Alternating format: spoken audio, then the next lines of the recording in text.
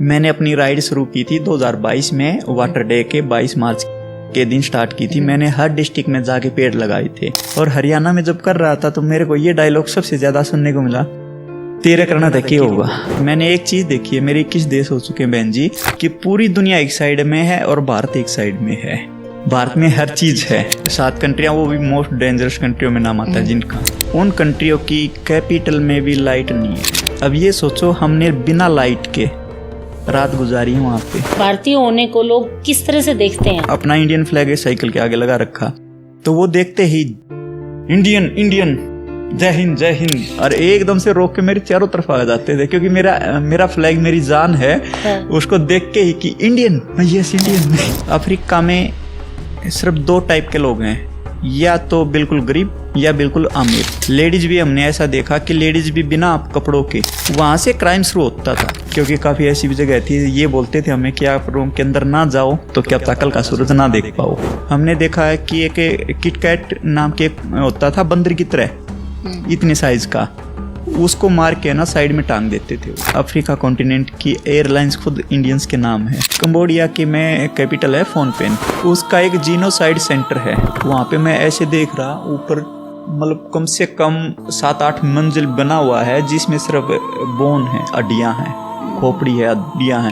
मेरे फादर साहब बोलते थे कि भाई पहले की जेलें ऐसी होती थी कि जैसे 3x3 की, सीधा कंप्लीट होके लेट भी नहीं सके। ये चीज हमने फोटो में और बैरिक में देखा है, अनोई में जाके। अगर आपके अंदर इंसानियत है तो आपने इंसान जरूर बनना चाहिए। अगर इंसान है तो उसके अंदर इंसानियत रहनी चाहिए। साउथ के जो लोग होते हैं ना जी, जो साउथ इंडियन होते हैं, वो अपना कल्चर कहीं नहीं छोड़ते। उनकी 5 पीढ़ियां हो चुकी हैं मलेशिया में गए हुए। उन्होंने अपना खाना, अपनी ड्रेस, अपनी संस्कृति, अपनी शादी, हर चीज कोई भी नहीं छोड़ी हुई। होटल बुकिंग इतना पता उनको, इतना बोलना होता है। अगर आपने उसको हिंदी में गाली भी दे दी या कुछ भी कह दिया ना, उनको होगा थैंक यू, तो वो बोला देख के e visa, yes sir e visa, okay hotel booking महाता बुक है। बोला okay thank you sir, thank you. आपको है ना जो नॉलेज घूम के मिल सकती है ना, बिल्कुल, वो कभी किताब से नहीं मिल सकती। बिल्कुल बिल्कुल। नमस्कार आप सभी को, नए एपिसोड में आप सबका स्वागत है। आज के एपिसोड में हम लेके आए हैं अजू देशवाल को। आइए उनसे जानते हैं उनके बारे में। जय हिंद सभी भारतवासियों को, और बहन जी आपको भी, क्योंकि जो भी हमारा अगर एक संकल्प है तो अपने भारत के प्रति हमने कुछ संकल्प लेके चलना चाहिए। और मेरा भी यही संकल्प है कि हम चलें तो पर्यावरण को बचाएं, पेड़ पौधों को बचाएं, पानी को बचाएं। किस तरह से करते हैं, कैसे शुरू किया? हम हरियाणा से हैं, तो हरियाणा वाले कुछ इन चीज़ों से, ज़मीन से जुड़े हुए बोलते हैं हरियाणा वालों को। तो मैं ज़्यादातर देखो बचपन में खेत किए हैं, पापा के साथ खेत में जाते थे, पेड़ देखते थे, जामुन तोड़ते थे, अमरूद तोड़ते थे, आम तोड़ते थे। उन चीज़ों से तो लगाव होता ही है। और फिर आने वाले जो कल हम देख रहे हैं, अपना फ्यूचर देख रहे हैं, तो उसमें हमारे जैसे अब कोविड में क्या हाल हुआ था, उस चीज़ का हमें पहले ही पता था कि ऑक्सीजन बहुत कम हो चुकी है। अब कोशिश कर रहे हैं हम कि पानी को भी हम बचाएं, क्योंकि आने वाला इंडिया में काफ़ी ऐसी जगह हैं जहाँ पे पानी, जो जीरो लेवल वाटर बोलते हैं जिसको, जो ज़मीन का अंदर का वो होता है, वो ख़त्म हो चुका है। तो हम कोशिश करते हैं कि जो भी हमारा पानी बचा उसको हम ज़्यादा से ज़्यादा बचाएं। और कुछ कोशिश करते हैं जैसे नहरों की है, तो उनको भी हम पानी बचाने की कोशिश करते हैं, लोगों को प्रोत्साहित भी करते हैं, जागरूक भी करते हैं कि ऐसे ऐसे करो कुछ पानी के लिए। कैसे दिमाग में आया है कि इन सब चीज़ों की तरफ जाना है? भाई बेसिक तो है कि भाई किसान परिवार से होने से जमीन से हम जुड़े हुए हैं ही हैं, बट फिर भी उसको आगे लाइन अप करते हैं ना किसी चीज को। जैसे मेरे भी दिमाग में बहुत सारी चीज आती है कि मैं ऐसे करूँ वैसे करूँ, बट लाइन अप करने के लिए बहुत कुछ चाहिए होता है। आपका मेंटल स्ट्रेंथ चाहिए होती है, फैमिली सपोर्ट चाहिए होता है, उसका कैसे कैसे किया? माइंड में काफी ये चल रहा था कि मैं कैसे इन चीजों को मैनेज करूं, कैसे मैनेज करूं।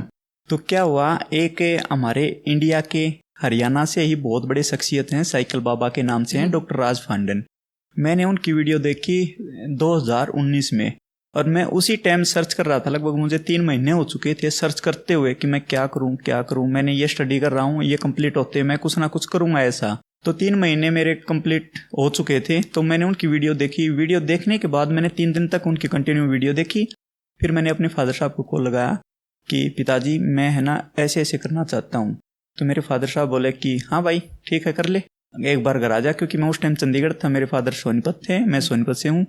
तो मैं घर पे गया, घर पे मैंने उनको पूरा अपना प्रोसेस बता दिया कि ऐसे ऐसे। तो मेरे फादर साहब बोले ठीक है भाई, कुछ समाज के लिए भी करना चाहिए। देखो एक इंसान होता है, इंसान करता है सबके लिए, एक पशु होता है, एक पक्षी होता है, वो करते हैं अपने लिए भी और समाज के लिए भी, एक प्रकृति के लिए भी। आपने बहुत चीज़ें ऐसी देखी होंगी बहन जी, जो कि चिड़िया हैं, कबूतर या कोई भी चीज़ है ऐसी, वो प्रकृति के लिए भी करते हैं। हाथी है जैसे, वो प्रकृति के लिए बहुत चीज़ करता है। लेकिन हम क्या करते हैं आज के टाइम, हम इंसान प्रकृति को मिटाने की कोशिश कर रहे हैं, किताबी ज्ञान में घुस के रह गए हैं, उसको व्यवहारिक ज्ञान में नहीं लेके जा पा रहे हैं। असली जो बात है वो ये है कि जो पहले मिट्टी से जुड़े हुए लोग हैं उनको पता है कि ये घोंसला बना रही है चिड़िया, या इस टाइम पक्षी ज्यादा आवाज कर रहे तो बारिश आ जाएगी। नेचर से जुड़े होना एक डिफरेंट लेवल की बात हो जाती है। साइकिलिंग का कैसे जोड़ा इसके साथ? साइकिलिंग का ऐसे ही जोड़ा कि किसी लोगों को मैसेज आपको पहुंचाना ही पड़ेगा, उनके जाना पड़ेगा उनके पास। जैसे आज मैं आपके पास आया हूँ, तो मैंने आज आपके पास आया हूँ, तो मैं आपको अपना मैसेज आपको मिलके ही पहुंचा सकता हूँ, ना कि मैं दूर बैठा हूँ आप दूर बैठे हो तो मैसेज नहीं पहुंचा सकते। तो हमने सोचा था लोगों को कनेक्ट कैसे करें, लोगों से कैसे मिले। तब ये सोचा कि साइकिल से हम यात्रा कर सकते हैं, और साइकिल की एक ऐसी यात्रा होती है जो इन्वायरमेंट के लिए बहुत अच्छी होती है, क्योंकि उसमें पोल्यूशन होता नहीं, और लोग साइकिल से बहुत दूर हो चुके हैं, तो साइकिल से वापस जुड़े। और कोशिश हम ये करते हैं कि साइकिल अगर हम चला रहे हैं, हमारी हेल्थ भी उसमें भी हम स्ट्रॉन्ग होते हैं कि साइकिल चला रहे हैं अपने, अगर आपकी फिट हो आप पे तो ऑटोमेटिक आप स्ट्रॉन्ग बनोगे।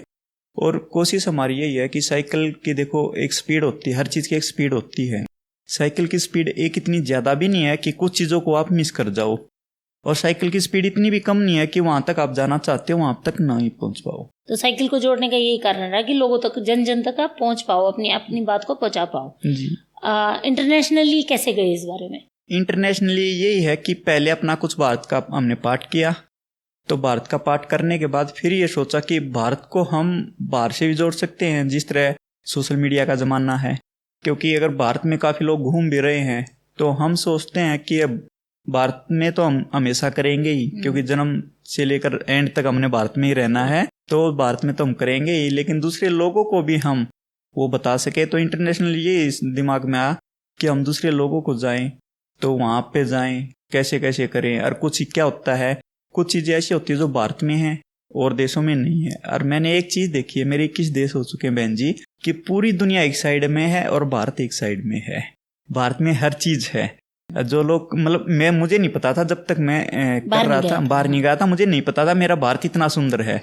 क्योंकि देखो आप घर से बाहर निकलते हो ना, एक हॉस्टल की लाइफ जीते हो, तब पता चलता है घर का खाने क्यों का ये वैल्यू क्या है। बिल्कुल। अपना तो आप जम्मू कश्मीर से शुरू करें और नीचे तक चले जाएं तो डाइवर्सिटी इसी को कहते हैं कि इतनी ज्यादा वेदर के कंडीशंस डिफरेंट हैं, आपका कल्चरली इतना डिफरेंट है, और इतना सुंदर है देश अपना कि जंगलों से लेके, पहाड़ों से लेके, नदियों से लेके हर जगह चले जाओ एक डिफरेंट ही माहौल मिलता है। बिल्कुल। तो इंटरनेशनली जो मैंने सोचा था वो यही था कि जैसे आपने बोला डेजर्ट मिलते हैं, माउंटेन मिलते हैं, या फिर फॉरेस्ट मिलते हैं, तो मैंने पहली जो मेरी राइड थी 7 कंट्रियों की साइकिल बाबा के साथ थी, तो वो अफ्रीका की थी। अच्छा, पहली ही अफ्रीका की अफ्रीका की वो 7 कंट्रियां, वो भी मोस्ट डेंजरस कंट्रियों में नाम आता है जिनका। क्या क्या कौन कौन से देश थे? एवरी कोस्ट, लाइबेरिया, सीरियलियन, गिनी कोनाक्री, गिनी बिसाऊ, गाम्बिया, सेनेगल।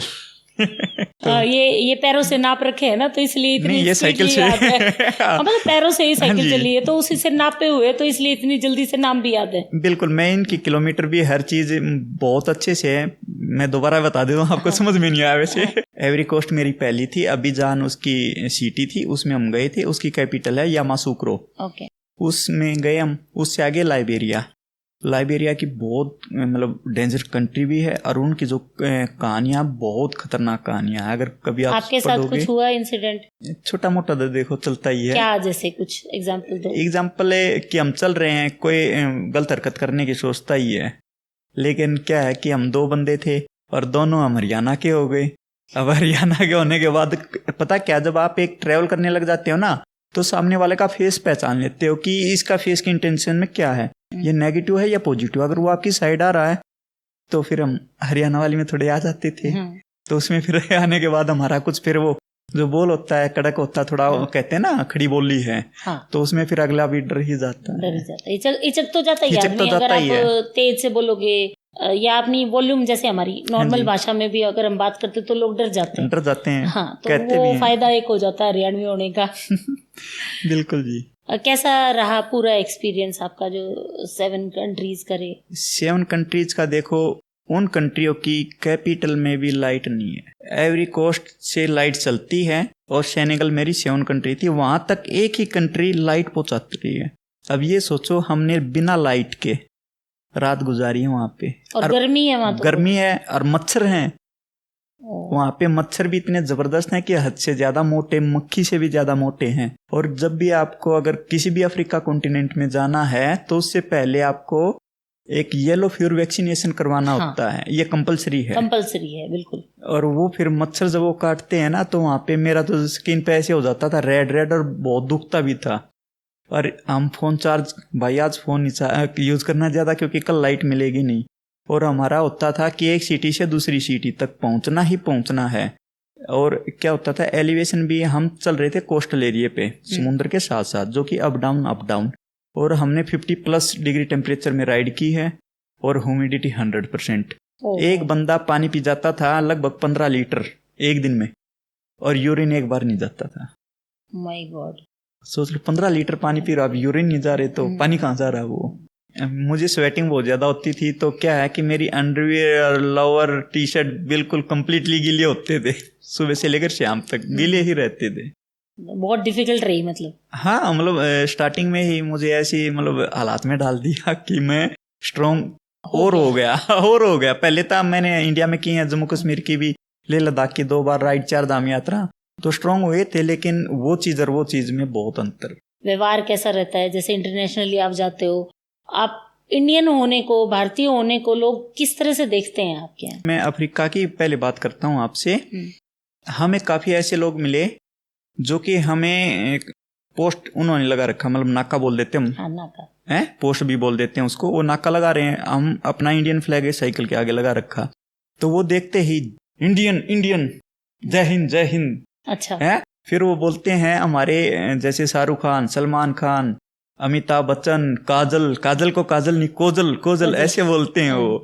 तो ऐसे यार गाना बगा, मेरा दिल है हिंदुस्तानी, ऐसे करके, मतलब काफी ऐसे सॉन्ग थे, हमें भी बहुत अच्छा लगता था। और काफी मतलब जो विलेज के लोग होते हैं ना, जैसे हमारा हरियाणा, राजस्थान या यूपी, कहीं से भी विलेज के लोग मिलेंगे आपको रिस्पेक्टेबल, बट सिटी के लोग रिस्पेक्टेबल नहीं होते।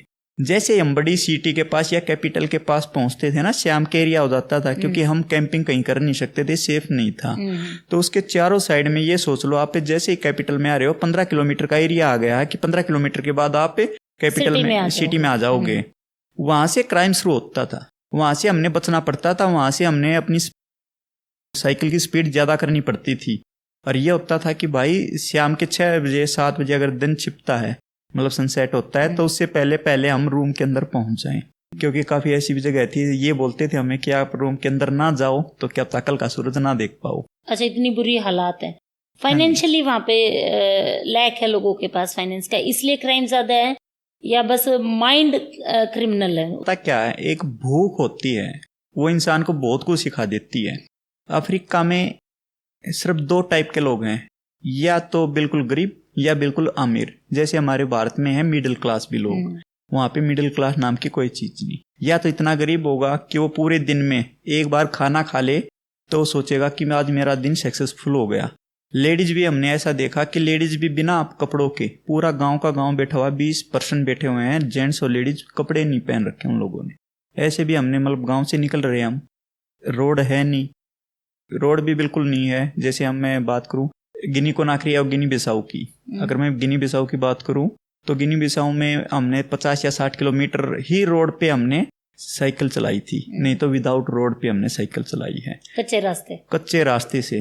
और कच्चे रास्ते से अगर इमिग्रेशन देखोगे तो आप ये क्लिप चलाना इमिग्रेशन की, इमिग्रेशन ऑफिसर है ना, एक जैसे हम खेतों में अपनी झोपड़ी बोल देते थे या कुछ ऐसे लगा देते थे, उसके नीचे बैठा हुआ वो शेड सी, और वो शेड सी मतलब जो होते ना धान की लगाते हैं, झोपड़ी का जो ऊपरला हिस्सा, हाँ झोपड़ी का जो ऊपरला हिस्सा होता है ना, वो उसके नीचे इमिग्रेशन ऑफिसर बैठा हुआ है। इतनी बुरी कंडीशन रोड है नहीं, तो जब उनके पास कुछ खाने का नहीं होगा तो करेंगे क्या? भूखमरी तो है, भूखमरी है तो क्राइम भी होगा वहां पे। इंसान भी अच्छे हैं, ऐसे नहीं है कि अच्छे हर जगह हैं, बुरे भी हर जगह हैं, लेकिन वहाँ के कुछ ये है कि अपने इंडिया में मैंने एक चीज देखी है, यहाँ पे वेजिटेरियन है, लेकिन अदर कंट्री में 1% ही बोल सकता हूँ मैं कि कोई वेजिटेरियन होगा, नहीं तो कोई वेजिटेरियन नहीं है। हमने देखा है कि एक किटकैट नाम के एक होता था बंदर की तरह, इतने साइज का, उसको मार के ना साइड में टांग देते थे, वो गला काट दिया उसको साइड में टांगे हुए। मतलब हमें वो चीज देख के बहुत बुरी लगती है, क्योंकि वेजिटेरियन होने के बाद ये चीज देखते हैं तो बहुत बुरा लगता है।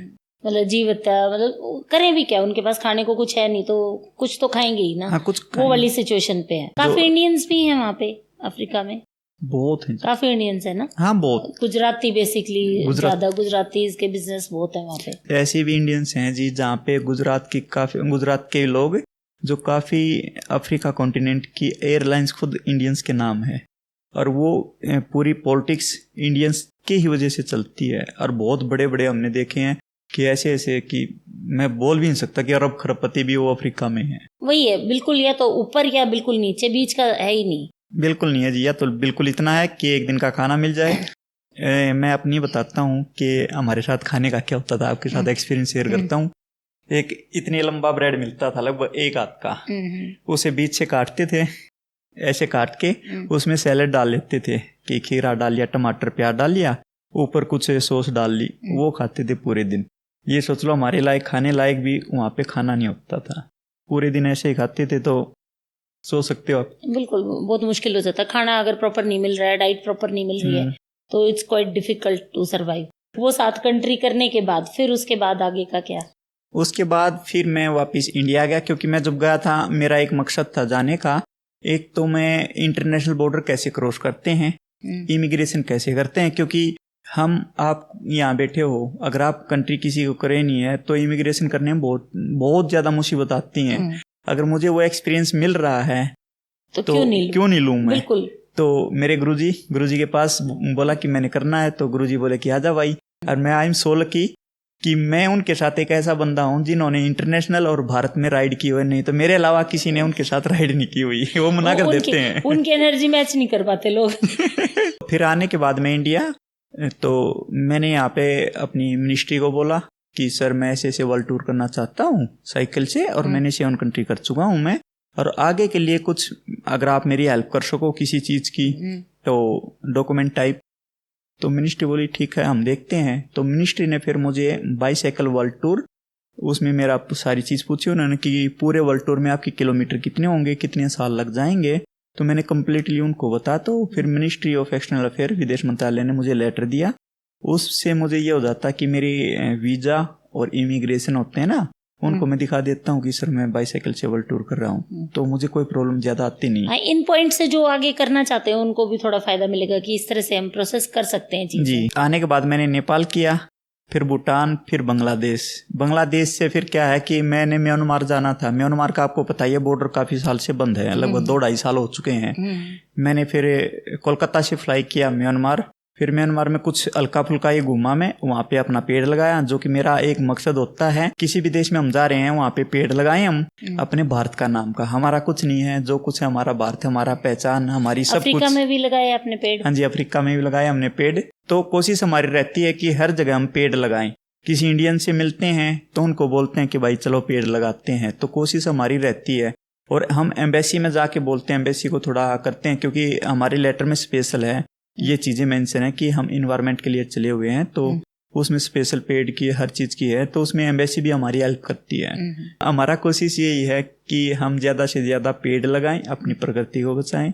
आने वाले हमारी संतान, हमारे बच्चे हैं, आने पीढ़ी हैं, तो उनको हम एक अच्छा इन्वायरमेंट, एक अच्छा कल्चर, हर चीज अच्छी देने की कोशिश करें। मैंने अपनी राइड शुरू की थी 2022 में, वाटर डे के 22 मार्च के दिन स्टार्ट की थी। मैंने हर डिस्ट्रिक्ट में जाके पेड़ लगाए थे, क्योंकि हरियाणा में अपना हर कोई जानने वाला है हर डिस्ट्रिक्ट में। मैं हर डिस्ट्रिक्ट में गया था साइकिल से, हर डिस्ट्रिक्ट में मैंने पेड़ लगाए थे। कितने दिन का रहा था ड्राइव? मेरा 17 दिन का ट्रिप। 17 दिन में 22 डिस्ट्रिक्ट कंप्लीट। जी, क्योंकि कुछ छोटी छोटी डिस्ट्रिक्ट हो जाती थी तो मैं कंप्लीट कर लेता था उनको, एक दिन में ही कवर कर लेता था। कुछ कमेंट भी हमारी आती हैं, जो समाज है ना, अगर कोई कुछ करना चाहता है तो उसका साथ नहीं देते। मुझे ये चीज़ बहुत बुरी लगती है। जबकि हमें देखा जाए तो मैं दूसरे देशों में गया हूँ, दूसरे देश भी इतना अप्रिशिएट करते हैं हमें कि साइकिल पे चल रहा है। आप मजाक मानोगे, हम साइकिल पे चल रहे हैं तो गाड़ी वाला, ट्रक वाला, बस वाला मतलब गाड़ी रोकते हैं, हमें कोल्ड ड्रिंक ऑफर करते हैं, वाटर ऑफर करते हैं, कुछ फूड ऑफर करते हैं। फिर हम कहते हैं, मैं कहता हूँ I am vegetarian sir, I am non veg, no not allowed sir. Okay okay, this vegetarian, no no non vegetarian, okay sir. तो ऐसे भी लोग होते हैं कि हमें कोल्ड ड्रिंक ऑफर करते हैं, खाना ऑफर करते हैं, तो वो मतलब कितना अप्रिशिएट होता है कि देखो ये हमारी इतनी रिस्पेक्ट कर रहे हैं। और हरियाणा में जब कर रहा था तो मेरे को ये डायलॉग सबसे ज्यादा सुनने को मिला, तेरे करना था क्या होगा। मुझे पूछते थे साइकिल पर क्यों घूम रहा भाई, मैं कहा पेड़ लगा रहा हूँ जी, ये कर रहा हूँ, कोशिश कर रहे हैं हम पेड़ों को बचाए। क्योंकि हरियाणा में आपने सुना ही होगा 2 चीज सबसे कम है, लड़कियां और पेड़। और लड़कियां तो हम ज्यादा कर नहीं सकता मैं, लेकिन पेड़ तो कर सकता हूँ। तो हमारा मुहिम भी है कि हम अपने हरियाणा को हरियाली को बोलते हैं ना, एक हरियाणा को हरा भरा करें। तो काफी लोग लगे भी हुए हैं उनके साथ। बहुत लोग लगे हुए हैं और मिलके तो एक ना एक दिन कर ही लेंगे। नॉर्मली एक चीज देखी गई है कि अपने ही सबसे ज्यादा आपको पीछे खींचते हैं, जो सो कॉल्ड अपने होते हैं, वो ही आपको सबसे ज्यादा पीछे खींचते हैं। लेकिन सोचना चाहिए, हमने अपना आने वाला कल जरूर सोचना चाहिए। हम कल सोचते हैं भाई आज मेरी जॉब नहीं होगी तो कल क्या होगा, इसकी EMI कैसे भरूंगा, EMI तक ही रह गया आज का दिन। अगर आप देखोगे एक पैसों से, मतलब हर कोई कहता भाई क्या मिलता आपको, साइकिल पे जा रहे हो क्या मिलता आपको, भाई पैसे कितने मिलते हैं, मतलब हर चीज क्या पैसे से ही होती है, नहीं होती कभी भी। एक मन की संतुष्टि होनी चाहिए। मैं आया हूँ समाज में, मैं अपने समाज में कुछ करके जाऊं, अपने देश का, अपने लोगों का। क्योंकि देखो एक बात बोलता हूँ, जो मैंने अपने आप में कुछ उसका एक्सपेरिमेंट किया अपने आप पे। इंसान दूसरों के लिए बना कि भाई तू इसके लिए ये कर, तू इसके लिए ये कर। जिस तरह पक्षी होता है, पक्षी अपना घोंसला बनाएगा, वो कभी दूसरे का घोंसला नहीं बनाएगा। अगर एक पक्षी एक में बैठ गया और उसमें दूसरा आगा बैठ गया तो पहले वाला उसको छोड़ देगा। अगर टच भी कर लिया किसी भी इंसान ने तो पक्षी उसको छोड़ देता है। तो इसलिए इंसानों ने, अब देखो अभी आपने देखा होगा काफी मतलब सोशल मीडिया पे आते हैं कि भाई अब पक्षी है ना बना नहीं पाते घोंसला अपना, तो मार्केट में बहुत घोंसले बिकते हैं, मतलब आर्टिफिशियल लगा लो या मतलब हाथों से बनाए हुए हैं, तो वो बहुत बिक रहे हैं आजकल। क्यों बिक रहे हैं? क्योंकि इंसान ने वही तो करना है कि जो चीज कम होती जा रही है उनको बढ़ावा देना है, उनको ज्यादा करना है। क्योंकि प्रकृति में हर किसी को जीने का अधिकार है, उनको भी उतना ही सम्मान, उतना ही प्यार मिलना चाहिए जितना इंसान अपने बच्चों को, अपने प्यारों को करता है। आगे के प्लान्स क्या हैं जो भाई? आगे के प्लान ये हैं जी कि अब 21 देश हो चुके हैं। 21 देश की मेरी अलग अलग मतलब नो एक्सपीरियंस रहा है, क्योंकि किसी में इतना भी एक्सपीरियंस रहा है। अगर मैं रोड का भी देख रहा हूँ तो जिस तरह मैं अगर थाईलैंड के रोड बोलूँ तो थाईलैंड में मुझे सबसे अच्छी एक चीज लगी, हर 20 किलोमीटर के बाद एक रेस्ट एरिया बना रखा है कि गाड़ी वाला, ट्रक वाला रुके, वहाँ पे वॉशरूम भी है, शावर भी है, सारी चीजें हैं, वहाँ पे रुके आराम से अपना रिलैक्स हो, उसके बाद अपनी जर्नी फिर कंटिन्यू करे वो जितना रेस्ट करना चाहिए। ये सबसे अच्छी मुझे लगी। जबकि मैंने कुछ वीडियो भी बनाई थी, नितिन गडकरी जी के पास भी अगर ये वीडियो पहुंचे कि हमारा रेस्ट एरिया हो ड्राइवरों के लिए, क्योंकि हमने इंडिया में राइड किया तो इंडिया में कहीं भी रेस्ट एरिया नहीं है और इसमें एक्सीडेंट होने की संभावना ज्यादा हो जाती है, क्योंकि कोई साइड में ट्रक खड़ा करता है। तो हमने ऐसा भी देखा, मेरे सोनीपत के तो सबसे बड़ा हाईवे है NH44, तो ट्रक खड़ा हुआ है, पीछे से गाड़ी ठुकी हुई है। तो वो चीजें मतलब मैं करता हूँ, कोशिश करता हूँ कि कुछ ऐसी चीजें हम भी अपने देश के बाहर से देख के आके अपना आगे यहाँ पे भी कोशिश करें कि वो चीजें हो जाए जी। वर्स्ट एक्सपीरियंस कहाँ का रहा? अगर बुरा बोलो वो भी थाईलैंड का रहा। अच्छा भी थाईलैंड का रहा, बुरा भी थाईलैंड? हाँ, वो एक्सपीरियंस नहीं था, वो एक गवर्नमेंट की स्कीम थी। बुरा ये रहा क्योंकि एक ने मुझे एक्सीडेंट किया, वो एक ही एक्सीडेंट हुआ अब तक, वो थाईलैंड में हुआ है। एक्सीडेंट हुआ मेरा थाईलैंड में है। अब मतलब मैं अपनी लाइन में चला हुआ हूँ, क्योंकि साइकिल वालों को तो बिल्कुल लास्ट में ही चलना होता है साइड में। तो एक आया अप्रोच से, मेरे में ठोका, मैं गिर गया, मेरी साइकिल भी कुछ खराब हो गई, वो सीधा भाग गया, रुका तक नहीं। उसके बाद मैं अपनी साइकिल लेके चल रहा हूँ। फिर कुछ कहते हैं ना कि इंडिया में तो ऐसे शरारती तत्व हैं, काफी लोग बोलते हैं भाई इंडिया नहीं हर जगह है। मैं जैसे ही मेरे गोडे में और हाथ में लग गई थी चोट, तो आगे था काफी हिल थी और साइड से 2 किलोमीटर दिखा रहा था कि उस पे हिल नहीं है, क्योंकि एलिवेशन हम चेक करते हैं। तो मैंने सोचा यार इस गांव से हिल लेके चलता हूँ, क्योंकि मेरे से ऊपर चढ़ा नहीं जाएगा, क्योंकि मेरे एक पैर बहुत चोट लगी हुई थी, एक पैर से चला नहीं जा रहा था साइकिल। मैं उस गांव से निकला, जैसे ही मैंने वीडियो में भी है मेरी में, वो 4 स्कूटी पे आए वो अपनी लैंग्वेज में कुछ भी बोल रहे थे। एक बार तो मैंने इग्नोर कर दिया, लेकिन जब वो सेकंड टाइम आए तो फिर मैंने कैमरा तो ऑन कर रखा था, क्योंकि मैं अपनी साइकिल पे आगे कैमरा लगाता हूँ, तो मैंने कैमरा तो ऑन कर रखा था, लेकिन मैं अपनी लैंग्वेज में, वो अपनी लैंग्वेज में जो ही बोल रहे हैं, मुझे ये तो पता है वो नेगेटिव बोल रहे हैं, वो तो वाइब्स आपकी वाइब्स आई जाती हैं जो वो बोल रहे हैं कुछ। फिर मैंने साइकिल खड़ी करके तो मैं भी कुछ फिर अपनी बड़ास तो निकाला, उसकी ना तो वहां निकल गई। जो टक्कर मार के गया था उसकी बजाय उनकी निकल गई। मैं ये सोच रहा था, कह रहे मैंने डाली तो वो वीडियो कि ऐसे ऐसे एक्सीडेंट हो गया, तो ऐसे ऐसे मेरा मन करा बहुत गाली निकालूं। तो दोस्तों ने कॉल भी की, मैसेज भी किए, कमेंट भी की, ना वीरे ना गाल निकलनी। और हम देखे जैसे कंट्रियों की हिस्ट्री पढ़ते हैं हम, अगर मैं हिस्ट्री करूं तो लाओस, वियतनाम, कंबोडिया, कभी इनकी हिस्ट्री जरूर पढ़ना। इनकी हिस्ट्री ज्यादा पुरानी नहीं है, लगभग 75 से लेकर 80 के बीच में ही हिस्ट्री अपने जितनी आजादी को टाइम हुआ उतनी नहीं, अपनी तो 47 में हो चुके हैं, लेकिन वो 74 में उनके क्या है, अमेरिका और चाइना ने मिलके उन पे आज भी जिंदा बम निकलते हैं, बम डाले गए थे। कंबोडिया की में कैपिटल है फोन पेन, कंबोडिया की। अगर आप पढ़ोगे वो फोन पेन या फाना पेन ऐसा कुछ आएगा, लेकिन फोन पेन बोलते हैं उसको।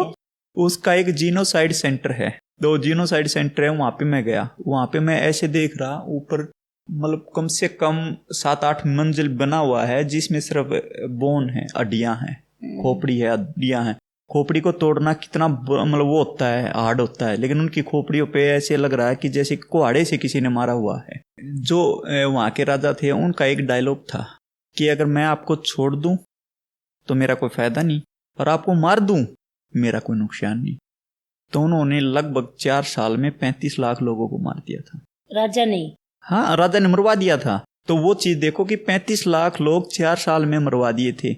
और उनका क्या था कि गांव से उठा के लेके आते थे, शहर को बोलते थे कि भाई चल रोड बनाओ और कुछ बनाओ, ये करो वो करो। अगर वो काम करने में असमर्थ हो जाते थे, जिस तरह कोई अपाहिज हो गया या बुजुर्ग हो गया या कमजोर हो गया, जैसे हम काफी मूवियों में देखते हैं कि जो बुजुर्ग या कमजोर हो जाता है तो उसको मरवा देते थे। तो ऐसे ही उस कंट्री में हुआ है। और वो चीज मैंने जीनोसाइड मतलब नरसंहार, हिंदी बोले तो नरसंहार, वो चीज देख के तो मैं सच बताऊं तो एक दिन मैं उठा नहीं, लेटा रहा मैं यार इतना क्या।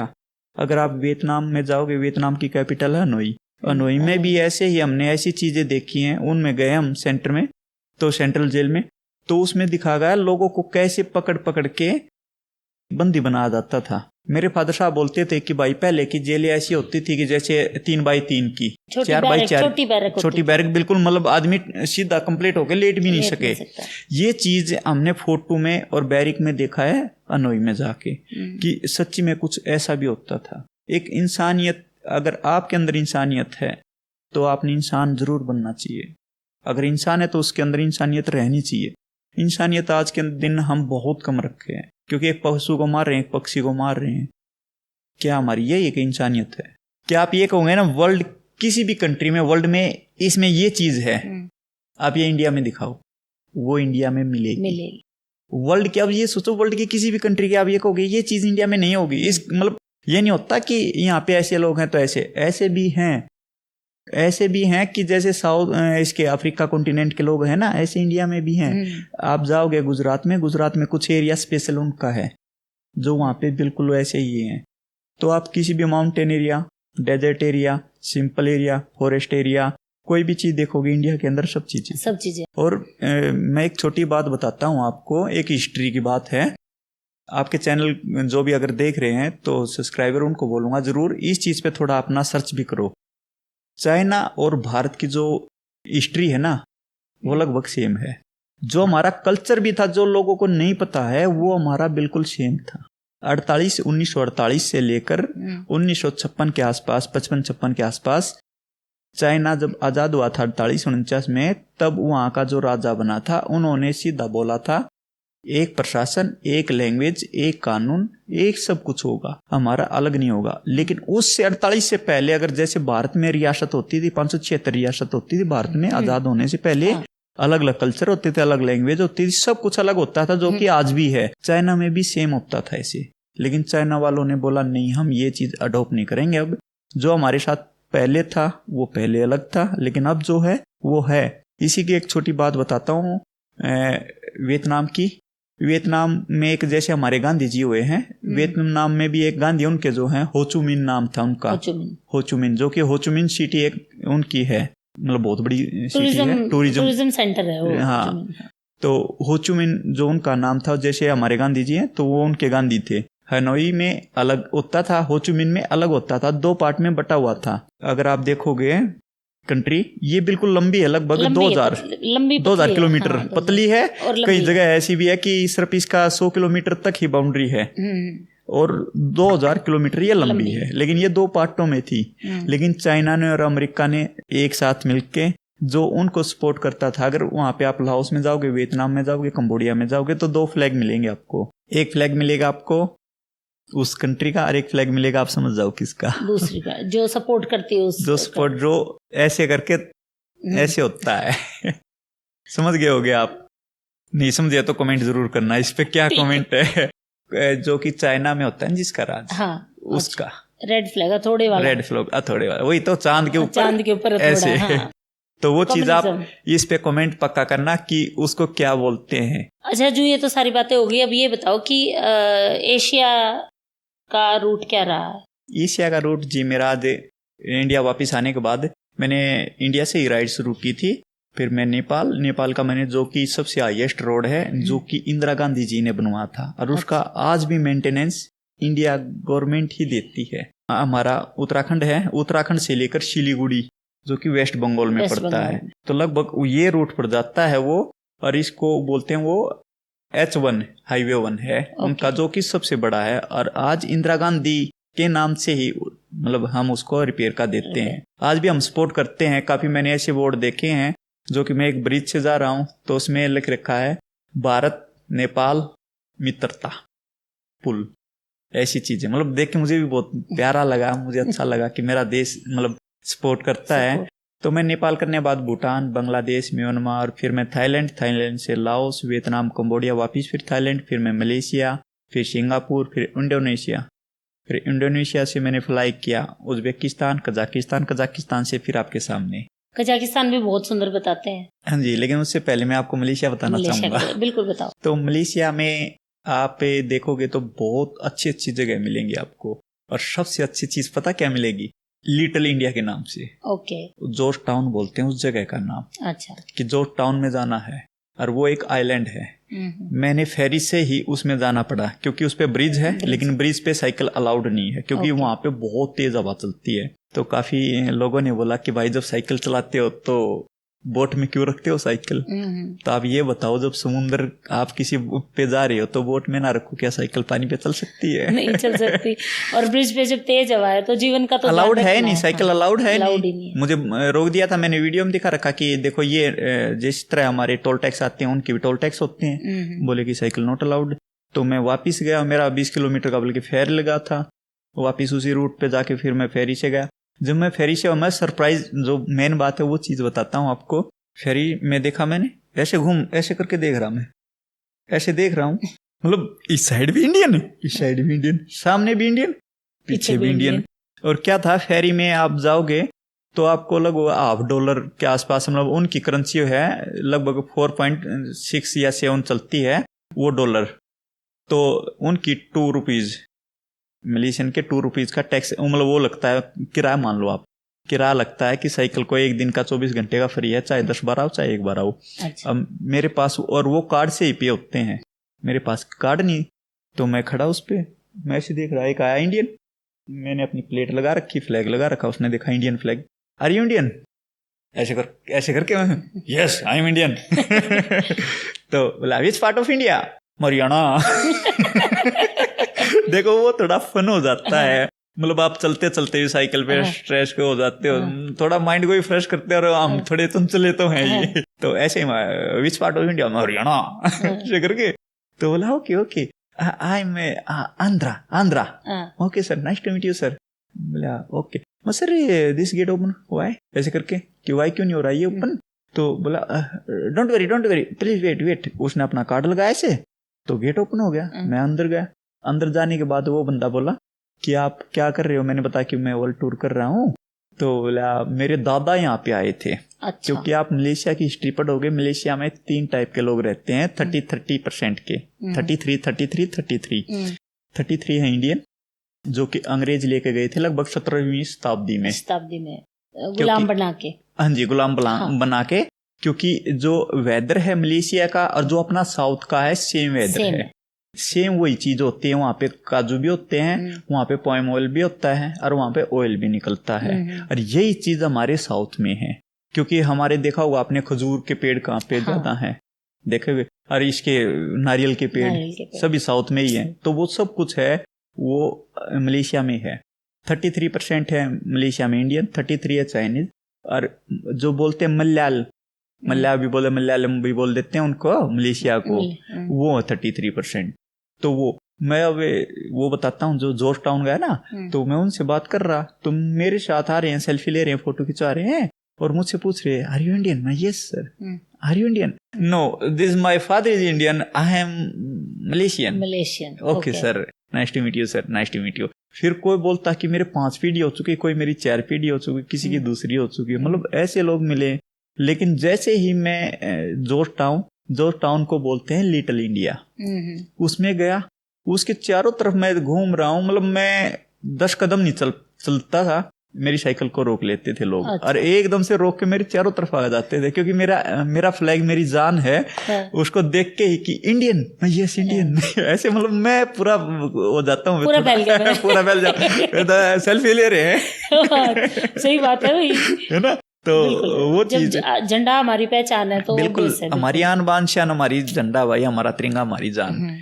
तो उसमें उन लोगों ने काफी मेरे को बोला कि आप यहाँ का गोलगप्पा ट्राई करो, यहाँ का समोसा ट्राई करो, काफी मुझे लेके जा रहे हैं वो। मैं कह रहा sir I am so tired, I am going to hostel sir. Okay don't worry, only 2 minutes wait, 2 minute. Okay sir, let's go sir. तो भाई उन्होंने मेरा है ना, मैं खाना मतलब हो रहा था कि भूख लग रही है, शाम का टाइम हो गया था कि खाना अच्छे से प्रॉपर खाना खाना है, लेकिन उन्होंने किसी समोसा, कोई आलू चाट खिला रहा मुझे, कोई गोलगप्पा खिला रहा, इंडियन, प्रॉपर इंडियन मिल रहे थे वहां पे। क्योंकि मुझे उससे पहले इंडियन ना तो थाईलैंड में मिला। सिर्फ क्या होता है, जो बड़ी सिटी होती है उसमें इंडियन फूड मिलता है, और वो भी इंडियन नाम के होते हैं, कॉस्टली बहुत होते हैं, लेकिन इंडियन नहीं होते। उससे पहले वियतनाम में मैं एक दोस्त के पास रुका था, उनके पास खाया था, नहीं तो एक लाओस में मैं एम्बेसडर सर के पास रुका था, तो वहां पे नहीं तो मैंने इंडियन खाना मतलब मैं काफी मिस कर रहा था। लेकिन जैसे ही मैं जॉर्ज टाउन लिटिल इंडिया में गया, एक जगह आलू का पराठा बन रहा मैं बोला आलू का पराठा मैं खाऊंगा, कुछ नहीं चाहिए भाई। आलू का पराठा मैं खाऊंगा। मैंने रुकना था 1 रात, लेकिन मैं वहां पे 3 रात रुका। मैं अच्छे से खाऊंगा। कोई मुझे गलत भी बोल सकता है, बट मेरी जो मन की इच्छा है मैं जरूर बोलता हूँ। साउथ के जो लोग होते हैं ना जी, जो साउथ इंडियन होते हैं, वो अपना कल्चर कहीं नहीं छोड़ते।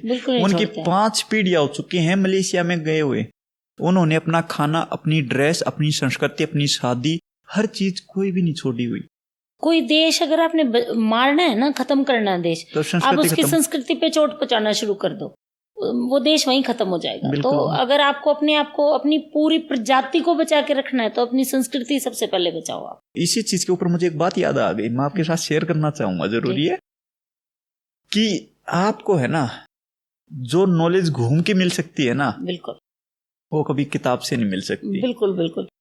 मेरा एक्सपीरियंस खुद का रहा कि मैं 9वीं तक तो रोहतक के हैं हम लोग, रोहतक में पले बड़े, 9वीं तक घर में ही रही, कहीं बाहर नहीं निकले, कहीं आना जाना, पहले तो घूमने फिरने का भी इतना नहीं होता था। 10वीं में मेरे को हॉस्टल में डाला घर वालों ने। मेरे फादर का था कि भाई यहाँ कुछ सीखे अलग से चीज, अम्बाला ही डाला वैसे, लेकिन 6 महीने ही रही मैं हॉस्टल में, बट बहुत चीजों से वास्ता पड़ा, बहुत चीजें इतनी डिफरेंट थी, क्योंकि जो मैंने कभी देखी नहीं, सुनी नहीं, वो मैंने वहां देखी सुनी। अलग लोग, अलग अलग तबके के लोग थे, बच्चे थे, तो अलग अलग बातें सुनने को मिली, हर का अलग कल्चर। यहाँ तो अपना खेले कूदे खाए पिए नहीं उफरा। तभी डिसाइड कर लिया था जब मैं मतलब ग्रोन अप एज में, कि जब मेरे बच्चे होंगे ना, तो मैं उनको हॉस्टल में जरूर भेजूं। ये मेरी भी है सलाह। तो जब ये लोग 12th कर ली दोनों ने, तो दोनों को हॉस्टल भेजा मैंने। पर्सनैलिटी डिफरेंट हो जाती है आपकी, तो मैंने इनको एक ही चीज सिखाई थी, देखो जितनी नॉलेज तुम्हें, इतनी नॉलेज तुम्हारे दोस्तों को भी होगी। अधकचरा ज्ञान लेने से अच्छा जो पूछना मेरे से पूछना, मैं दूंगी तुमको हर चीज का जवाब। तो वो चीज एक बहुत जरूरी है, दोस्त बन के रहना। दुनिया अंग्रेजी के पीछे, इंग्लिश के पीछे भागती है। मैं इतना कहता हूँ कि यूरोप में ही चले जाओ, उसकी कंट्रियों में आप अंग्रेजी ही बोल के दिखा दो, और तो छोड़ो। यूरोप तो अंग्रेजों का है, यूरोप में अंग्रेजी नहीं चलती, अपनी भाषा बोलते हैं बिल्कुल। अपनी छोटा देश जो मैंने अब तक कवर किया है, वो एक तो आता है एरिया के अकॉर्डिंग सिंगापुर जो कि बहुत छोटा है, और एक है गाम्बिया जो कि अफ्रीका कॉन्टिनेंट में। उसकी गाम्बिया की अपनी है लैंग्वेज। और गिनी बिसाऊ जो कि लगभग 193-94 नंबर का करीब देश है, जिसके पास सिर्फ ये होते हैं काजू होते हैं, वर्ल्ड के सबसे बेस्ट काजू होते हैं, पूरे देश में काजू होते हैं और कुछ नहीं होता। तो उसकी भी खुद की लैंग्वेज है, और हमारी हम दूसरी लैंग्वेज में पढ़े हुए हैं। गुलाम मानसिकता खत्म नहीं हुई ना भाई। अब मैं और तो क्या बताऊं, जब मैं लाओस से वियतनाम जा रहा हूँ, इमिग्रेशन कर रहा हूँ क्लियर, उनको अंग्रेजी नहीं आती, वो सिर्फ क्या बोलते हैं होटल बुकिंग, इतना पता उनको, इतना बोलना होता है। अगर आपने उसको हिंदी में गाली भी दे दी या कुछ भी कह दिया ना, उनको होगा थैंक यू थैंक यू। ये एक्सपीरियंस है मेरा। क्या कहा था किसी ने कि कुछ ऐसा करके देखना, अब एक्सपेरिमेंट तो करना चाहिए कभी कभी। तो वो बोला थैंक यू, हाँ ठीक है तैयार। तो वो बोला देख के e visa, yes sir e visa, okay hotel booking वहां तैयार बुक है। बोला okay thank you sir thank you. तो ये चीज है, अंग्रेजी के पीछे भागते रहो, कुछ नहीं। कनेक्शन है ना जो करता कम्युनिकेट करता है वर्ल्ड वाइड, वो थोड़े बहुत अंग्रेजी करती है, लेकिन ये नहीं है कि अंग्रेजी ही करती है, ऐसी नहीं है। एक बात है जो अगर लैंग्वेज भी आपको प्रॉपर नहीं समझ में आ रही है आपको उनकी, बट लेकिन भावनाएं तो समझ में आती हैं ना एक दूसरे को। अगर आपको किसी भी भाषा में कोई कुछ बुरी तरीके से देख भी रहा है, किसी भी भाषा वाला अगर आपको स्टेयर भी कर रहा है, तो आप उसको समझ जाओगे कि इसकी जो इसकी एनर्जी है वो नेगेटिव है कि पॉजिटिव है। और भाषा में तो मतलब छो में तो कोई भी बोलेगा तो एक का डाल बोल लगा ना, छो में मीठा तो बोल नहीं सकता आदमी ना जी। छो में मीठा रियाणी बोल लिया जब तक वो छो में ना लाग गया, जब तक न हो जाए गड़बड़ कर रहा बाबू, जब तक गाल देगा ना बोला ना ना मर तो प्यारे नहीं करता। मेरा अभी जाट कॉलेज रोहतक में मिले थे हम प्रोफेसरों से, तो उन्होंने मुझसे पूछा कि भाई ये बताओ सभी जो एजुकेशन डिपार्टमेंट है उनको तो पता भी है ज्यादा कि आप हर कंट्री में जाते हो, हर कंट्री की लैंग्वेज अलग है, तो मैनेज कैसे करते हो आप? क्योंकि काफी ऐसी भी लैंग्वेज है जो गूगल ट्रांसलेट नहीं करता हूँ। वहाँ बिल्कुल जी जैसे हरियाणवी को क्या ट्रांसलेट करेगा, कोई कह देगा हरियाणवी में कुछ भी तो ट्रांसलेट कर ही नहीं सकता गूगल जी। तो बोला करते क्या हो? मैं जी जो वर्ल्ड की सबसे बेस्ट लैंग्वेज है जो कम्युनिकेट भी करती है, बोला क्या? वो होती है सांकेतिक भाषा। बिल्कुल सांकेतिक मतलब गुंगाली जी, साइन लैंग्वेज। अब पानी पियोगे तो पूरे वर्ल्ड में यही है। खाना खाओगे, सुना नहीं दिया आपको, क्या कहोगे? अपने तो सब तो छोटा है, हाँ कुछ भी है, यही कहेगा, हर कोई कहेगा। सांकेतिक भाषा का ज्ञान पूर्ण होना भी चाहिए कि आदमी अगर लैंग्वेज से ना समझा सके तो इशारों से समझा दे। अब पैर में दर्द हो रहा है, आपको लैंग्वेज नहीं आती, क्या को ऐसे करोगे आप कि पैर में दर्द हो रहा है, वो समझ जाएगा, ये सांकेतिक भाषा ही तो है। बिल्कुल। तो ऐसी चीजें। तो फिर बोले और क्या करते हो? मैं सर हम फ्रूट उठा लेते हैं और ऐसे उसकी करेंसी को खोल के कर देते लो। तो ये भी है, देखो लैंग्वेज हर जगह आपका साथ भी नहीं देगी, लेकिन आपको एक्सपीरियंस जब आप चलोगे तो हर जगह का अलग एक्सपीरियंस होगा।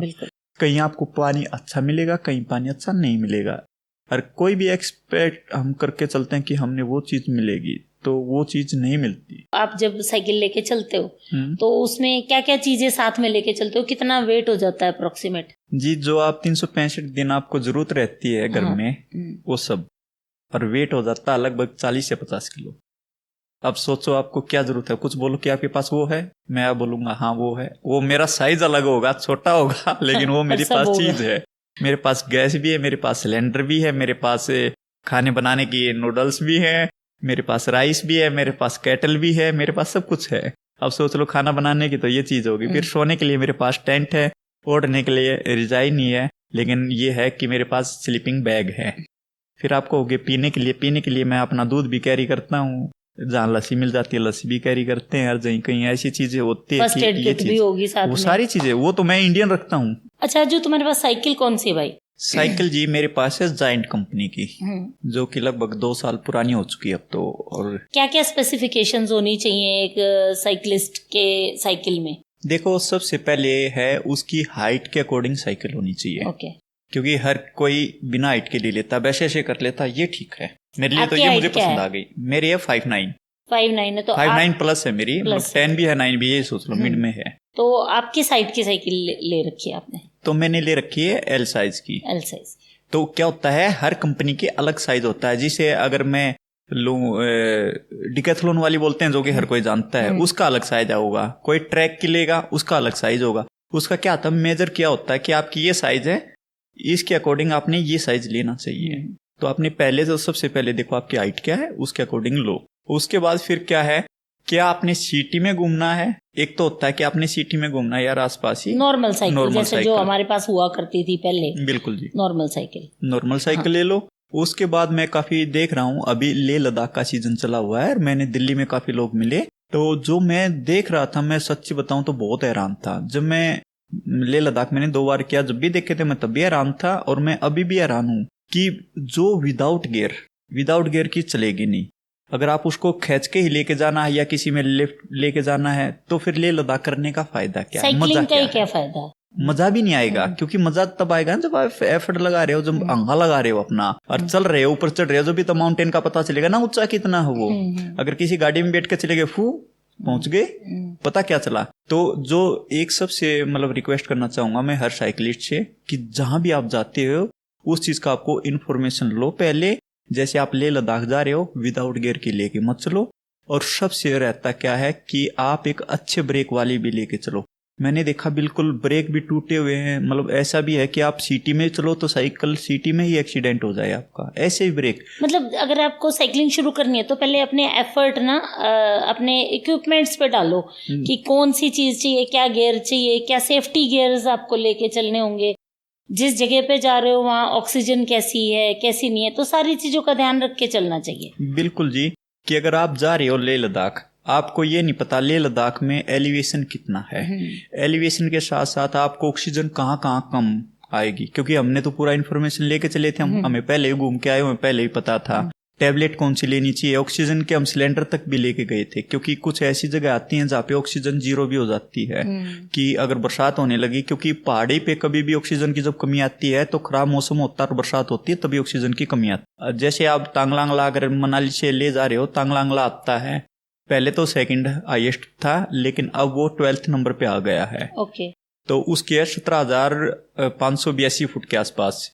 अब इतने ऊपर जा रहे हो आप, और उसकी लगभग 20 किलोमीटर कंटिन्यू एलिवेशन पे है। मतलब ऐसा नहीं है 20 किलोमीटर हल्का भी डाउन है, डाउन कहीं नहीं है, कंटिन्यू 20 किलोमीटर एलिवेशन है। बड़ी बात है ये। हाँ जी। तो विदाउट गियर की तो चढ़ेगी नहीं, सोचो भी मत।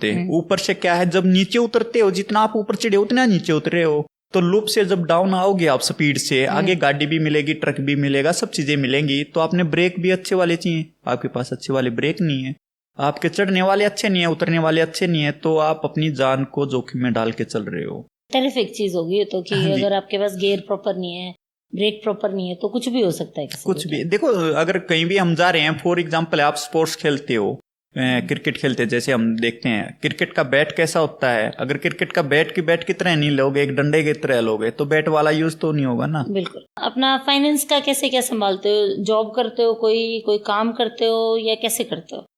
जी, जॉब तो नहीं करता क्योंकि मैं स्टूडेंट था। जब मैं स्टूडेंट अपनी पढ़ाई छोड़ते ही मैंने साइकिल शुरू कर दी। जॉब करते थे फादर साहब ने जो इकट्ठे किए हुए थे उनको निपटाने लग रहा हूँ से वो निपट जाएंगे फिर। निपटने के बाद आगे देखेंगे क्या होगा। कितना खर्चा आ जाता है अप्रोक्सीमेट? आप जैसे अभी जितने भी कंट्रीज घूमे हैं, 21 हो गए ना आपके? जी। 21 कंट्रीज घूमे, अप्रोक्सीमेट कितना पैसा फादर साहब का आप आग लगा चुके हो? लगभग 15 लाख के आसपास। मैं मतलब अगर मैं अपना सारी चीजें अगर करूँ उसमें इंक्लूड, जो मेरे ट्रैवलिंग से संबंधित है, ना कि मेरी कोई पर्सनल, तो मेरी लगभग 15 लाख के आसपास लग चुके हैं। फाइनेंस का तो चलता है। इसका बताओ, जो ये लोग कहते हैं कि हम बिना पैसे के ट्रैवल कर रहे हैं, ये कैसे कर लेते हैं? बिना पैसे की कोई चीज होती नहीं दुनिया में। मैं आपको ही बोलूं कि बहन जी चलो आप 10 किलोमीटर पैदल चलो, आप 10 किलोमीटर पैदल बिना पैसे नहीं चल सकते। 10 किलोमीटर में भी आपको 20 रुपए की पानी की बोतल तो चाहिए। पानी की बोतल मान लो घर से भी लोगे तो भी आरओ का तो खर्चा है, इंक्लूडेड है। हाँ बिल्कुल। कहीं उसका पानी का भी बिल आएगा, आपका बिजली का भी बिल होगा, सर्विस करवाओगे आरओ का वो भी होगा, इंक्लूड हो गए ना। देखो कितनी चीज में पानी लेके चल रहे हो, लेकिन कहोगे ये तो पानी फ्री का है। कैसे फ्री का? फ्री का तो नहीं होता है ना। अब कोई भी जाता है तो देखो सबके अपने अपने होते हैं थॉट होते हैं, फ्री का कुछ नहीं होता। लेकिन कुछ लोग लेके चलते हैं, क्या करते हैं, कुछ क्यूआर कोड ले लेते हैं, दूसरों से हेल्प ले लेते हैं, मांग लेते हैं, कुछ भी करते हैं। वो उनका थॉट होता है, मांगने का कैसा क्या नजरिया रहता है। और कुछ लोग होते हैं कि वो किसी का हेल्प करते हैं कि मैं आपका काम कर रहा हूँ तो आप मुझे कुछ पैसे दो। कुछ ऐसे भी होते हैं, सिस्टम टाइप में चलता है कि भाई मैंने आपका ये काम कर दिया, मुझे यहाँ रख लो, या मैं यहाँ से यहाँ जा रहा हूँ, वहाँ का मेरा स्पॉन्सर कर दो, मैं आपका ये काम कर देता हूँ। तो ये फिर भी एक फिजिबल चीज लग रही है कि हाँ इसमें आप कमा रहे हो। हाँ जी, देखो अपनी कमाई से कर रहे हो ना, आप किसी का काम कर रहे हो तो कुछ कमा के कर रहे हो। हाँ जी, मुझे एक 4 धाम यात्रा कर रहा था मैं, जब मुझे एक लड़का मिला था। वो क्या करता था कि अगर आप मुझे खाना खिलाओगे होटल पे तो मैं आपका 1 घंटा या 2 घंटा आपका होटल में काम करूंगा, मैं फ्री में नहीं खाऊंगा। वो मुझे सबसे अच्छा लगा, सच बताऊं तो उस लड़के ने मुझे मेरा दिल जीता।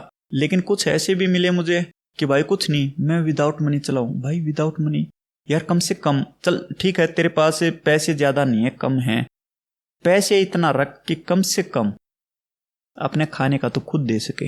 अरे एक इंडिया में जो ट्रैवल करते हैं ना विदाउट मनी वाले, सबसे गलत है, वो दूसरों को परेशान करते हैं। ऐसा कोई भी नहीं होता कि विदाउट मनी आपको दे देगा। कोई मेरे से मांगेगा तो मैं दे जरूर दूंगा, लेकिन 2-4 दिन तक मैं उसको गाली जरूर दूंगा।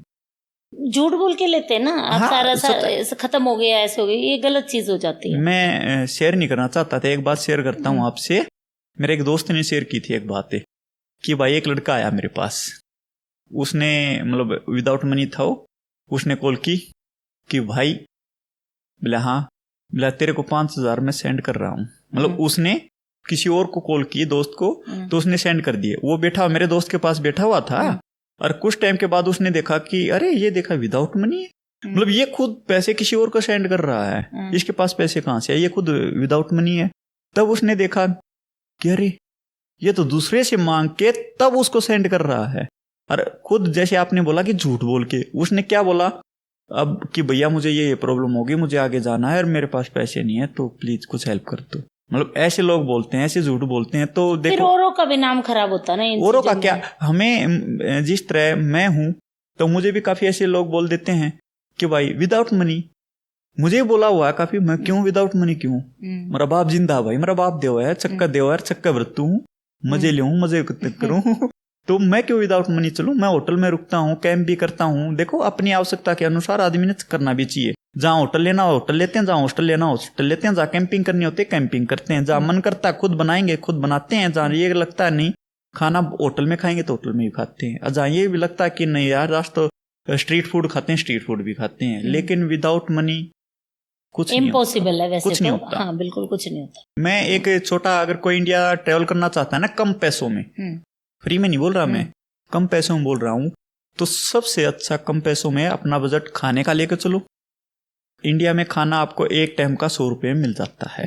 अगर आप चाहोगे तो मुझे कि बटर पनीर मिले, मुझे ये मिले, मुझे वो मिले, तो वो तो चाहे 2,000 का खा लो आप, लेकिन 100 रुपये का आपका पेट भरने लायक खाना मिल जाता है इंडिया में, कहीं भी इंडिया में, ऑल इंडिया में। और फिर करो आप या तो ट्रेन से, या फिर ये ट्रक होते हैं ना जो ट्रक वालों के साथ, ट्रक वालों को बोल दो भाई मैं तेरे ट्रक में वहां तक चलूंगा, तो तेरे ट्रक पे झाड़ू मार दूंगा, शीशे साफ कर दूंगा, ये कर दूंगा, वो कर दूंगा, तो अगला भी खुश होके जाएगा और वो मांगेगा भी नहीं आपसे पैसे।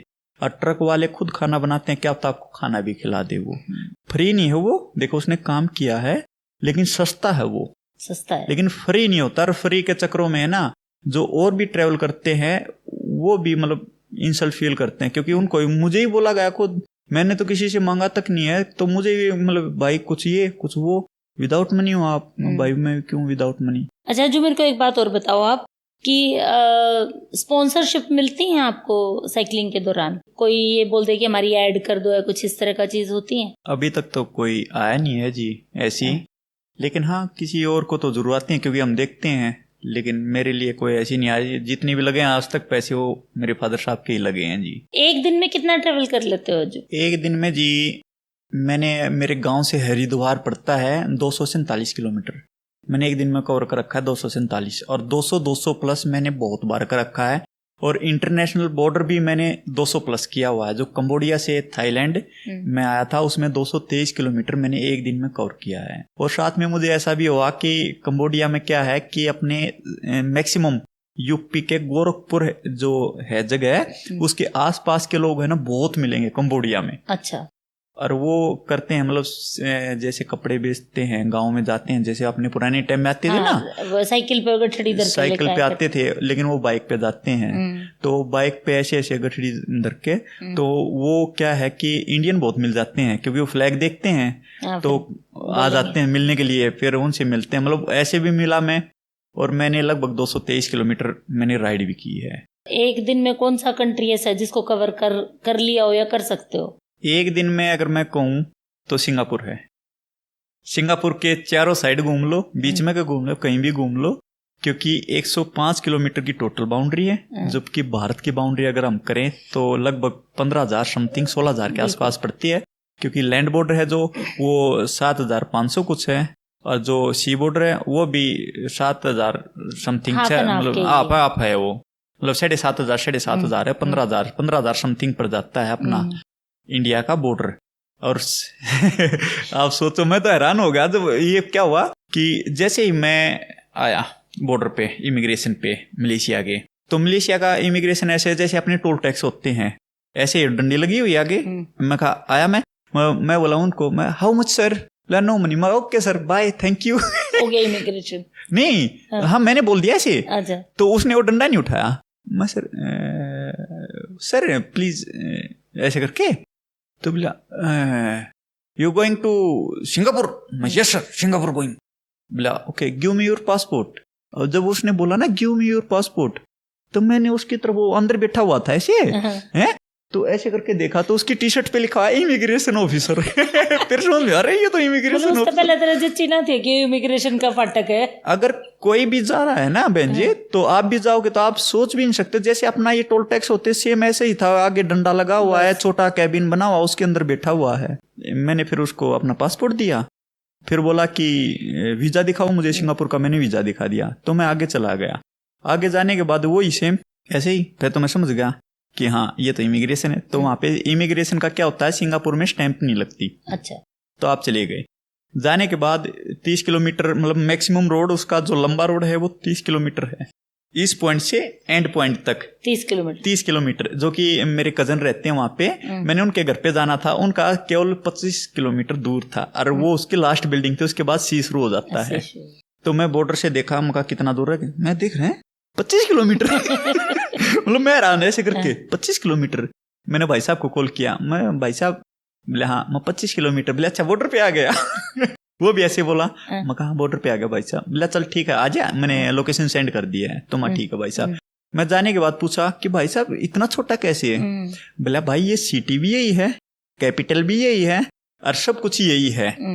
फिर उसने कुछ सिंगापुर के बारे में बताया, क्योंकि वो 2000 मतलब सन में ही स्टार्ट हो गया था, अब 24 साल हो गए उसको रहते हुए, कि इसका खुद का पानी तक नहीं है। और ये देखो उसकी करेंसी भी कितनी स्ट्रांग है, और उसकी करेंसी देखोगे आप, इतनी प्यारी करेंसी है, क्योंकि प्लास्टिक की करेंसी है उसकी। अच्छा। इतनी है, और बहुत प्यारी करेंसी है, और करप्शन बहुत कम है वहां पे। और ये भी बताया गया है कि सिंगापुर के जिस तरह अपने पॉलिटिशियंस हैं, इनकी होती है पे सबसे ज्यादा, अपने राष्ट्रपति की होती है 5 लाख। तो वर्ल्ड की सबसे ज्यादा मतलब पहले नंबर या दूसरे नंबर पे सिंगापुर आता है, इतनी ज्यादा उनकी है पे और पॉलिटिशियन की। और ये देखो आप, खुद का पानी ना होते हुए भी हर चीज वो मंगवाते हैं, लेकिन महंगा जरूर है, इंडिया से लगभग 10 गुना महंगा हुआ। 10 गुना महंगा? 10 गुना महंगा है इंडिया से। और इंडियन इतने ज्यादा मिलेंगे आपको कि हद से ज्यादा बिजनेस करते हैं, जॉब करते हैं, सब कुछ करते हैं। और ऊपर से ये देखो वो कितना है, 105 किलोमीटर में वो सब कुछ है, खत्म है। मतलब 105 किलोमीटर बाउंड्री है, 105 किलोमीटर। ये मत सोचो कि ऐसे है, पूरी टोटल बाउंड्री 105 किलोमीटर की है। 30 किलोमीटर एक लंबा रोड है, 25 किलोमीटर एक लंबा रोड है, बस इसमें सब कुछ आ गया। मेट्रो देखोगे उसकी, मेट्रो आप मजाक मानोगे, सिर्फ 2 डब्बे बोलते हैं ना, सिर्फ 2 डब्बों की मेट्रो है उनकी। वो चीज मतलब सिंगापुर की यार बिल्डिंग गगनचुंबी इमारतें तो जबरदस्त है। वो जगह कम है तो लंबी बनेगी, लंबी है, क्योंकि उसकी हिस्ट्री भी बहुत रही है। मैं आपको छोटा एग्जांपल देता हूँ आपको। आपने अगर कभी हॉलीवुड मूवी देखी होंगी ना, तो उसमें इंटरेस्ट होता था लोगों को कि कहाँ पे डाकू लुटेरे रहते हैं। सिमोलिया है अफ्रीका में है, वो भी और वही एरिया होता था हमारा सिंगापुर का। ओके। पहले यहाँ पे लुटेरे होते थे समुद्र के, वहां से लूटते थे या वहां पे रखते थे, क्योंकि वो पॉइंट होता था टर्न पॉइंट में हमेशा जहाज की भी स्पीड डाउन होती है, स्लो होती है। तो जैसे ही स्लो होती थी तो उस पे चढ़ जाते थे। तो वहां भी मतलब काफी हिस्ट्री रही है उस साइड के एरिया की, बहुत खतरनाक। अच्छा जो मेरे को एक बात बताओ, घर में कौन कौन है? घर में जी फादर साहब हैं इस टाइम, और 2 सिस्टर हैं मेरी, वो मेरे से बड़े हैं, शादी हैं, बच्चे हो रखे हैं, वो अपनी फैमिली। तुम्हारी शादी नहीं हुई? अभी तक तो नहीं हुई। इकलौता है घर में, तो कैसे अलाउ कर दिया पेरेंट्स ने? अलाउ तो जी देखो, प्रेशर अभी भी डालते हैं, फादर साहब भी बोलते हैं, मेरी फैमिली भी बड़ी है, जिस तरह ताऊर जी हैं, वो बच्चे हैं, सभी फोर्स करते हैं, गुस्सा भी करते हैं, वो अल्टीमेट टाइम भी दे देते हैं कि इतने दिन है तेरे पास, कुछ भी कर ले, उसके बाद तेरी शादी करेंगे। तो फिर मैं उनको थोड़ा थोड़ा मीठी गोली कह दिया ना, बकांदा रहा गुरु भाई साहब, बस 2 महीने भाई साहब, 6 महीने, और 2-4-6 महीने पता नहीं कब तक चलेंगे काम है, जब तक चलेंगे चलाएंगे जी। इतनी लंबी लंबी जर्नी करते हो, दिन के कभी 200 किलोमीटर भी हो गए, 250 के आसपास भी करे हैं, कभी कभी ऐसे नहीं लगता कि अकेलापन बहुत अखरता हो, मेंटली कभी लो फील होता हो? तो उन सिचुएशंस में कैसे खुद को उभारता है, कैसे खुद को स्ट्रॉन्ग रखता है? देखो जी, अगर चले हुए हैं, आपके बैकग्राउंड है, आपकी फैमिली है, तो या तो सब आते ही हैं, बहन भी आती हैं, फादर साहब भी आते हैं, मम्मी जी भी आती हैं, सब याद आते हैं जी, दोस्त भी आते हैं।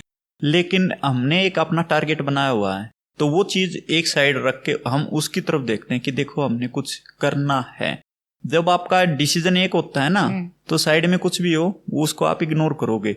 और मेंटली स्ट्रांग होने के लिए आपको फिजिकली भी स्ट्रांग होना पड़ता है, और अगर वर्ल्ड टूर कर रहे हो फाइनेंशियली भी होना पड़ता है। बिल्कुल, तीनों चीज पे चलना पड़ता है, तीनों स्टेप पे, क्योंकि आप एक मेंटली स्ट्रांग हो तो फिजिकली हो नहीं तो चलोगे कैसे, और फिजिकली भी हो मेंटली भी हो भाई, पैसे नहीं हो तो फिर कैसे चलोगे? तीनों चीज होना जरूरी है। अजू, नवयुवाओं को क्या संदेश देना चाहते हो? मैं जी इसमें 2 संदेश देना चाहूंगा।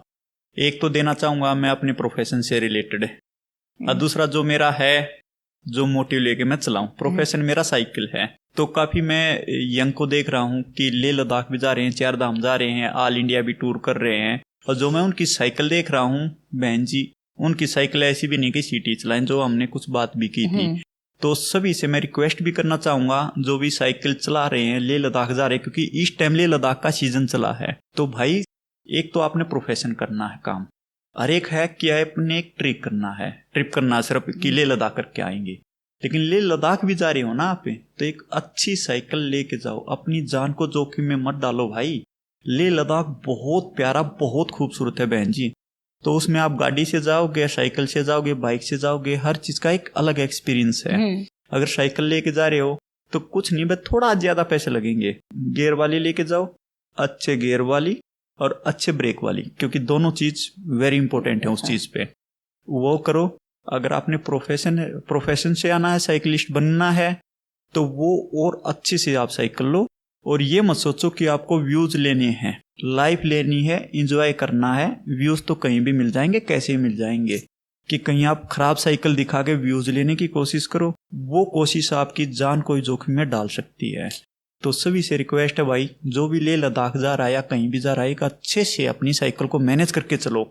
और जो मेरा है मोटिव, वो है भाई साहब, पेड़ लगाओ, पर्यावरण बचाओ, जल बचाओ। और एक छोटी ही मैं एंड में बहन जी से हाथ जोड़ के निवेदन करूंगा कि इस साल, अभी बरसात का सीजन शुरू होगा, तो इस साल एक पेड़ जरूर लगाएं, अपने बच्चे के नाम, अपने हस्बैंड जी के नाम, या किसी भी जो आपकी मर्जी है उसके नाम लगाएं। सबसे ही रिक्वेस्ट है, कोशिश करें कि आप अपने आसपास अगर जगह दिख रही हैं आपको, तो आप पेड़ जरूर लगाएं और उसकी देखभाल भी करें। जैसे हम अपने बच्चे की 2-3 साल देखभाल करते हैं, तो 2-3 साल देखभाल करें, फिर वो आपकी अपने आप देखभाल करेगा। थैंक यू सो मच बहन जी। जय हिंद, जय भारत। आज के एपिसोड में मिले हम अजू देशवाल से, और भाई ने 21 देश लगभग घूम लिए हैं। वहाँ की सभ्यता से, संस्कृति से काफी कुछ उसने सीखा है।